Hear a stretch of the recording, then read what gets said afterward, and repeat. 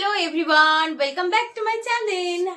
আজকে আমরা বেরিয়ে পড়েছি নগর কীর্তনে। আর এই যে হারগুলো যেগুলো বানিয়েছিলাম, দেখিয়েছিলাম, এই যে সেগুলো পরে নিয়েছি, হাতে চুড়িও পরে নিয়েছি। এখন বেরোবো আমরা নগর কীর্তনে, তোমরা দেখতে থাকো। আমরা বৃন্দাবন ধামে এসে পৌঁছে গেছি, আর এখান থেকে আমাদের নগর কীর্তন যাত্রা শুরু হবে। রাধে রাধে সবাইকে। সবাই কিন্তু ফুল ভিডিওটা অবশ্যই দেখবে।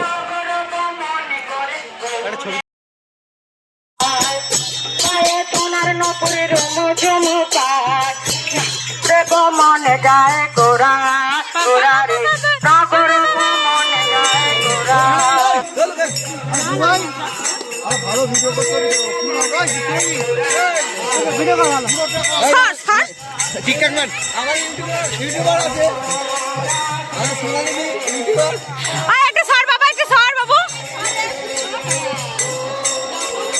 বালি আছে দেখি থাকো পিছনে বালি দেখে।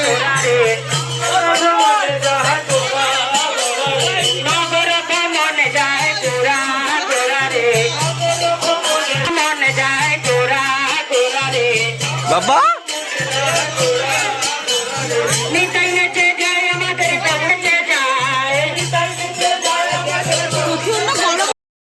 খুব টায়ার্ড হয়ে গেছি নগর কীর্তনে বেরিয়ে, আর আমার সোনাও টায়ার্ড হয়ে গেছে। এদেরকে জল খাওয়াচ্ছি এখন, ঠিক আছে? মুখ চোখ ঘেমে চাল।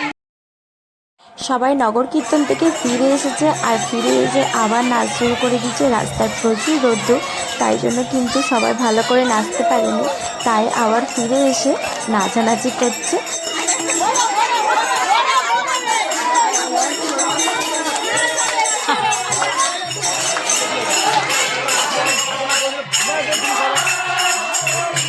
শোনা এদিকে, এদিকে।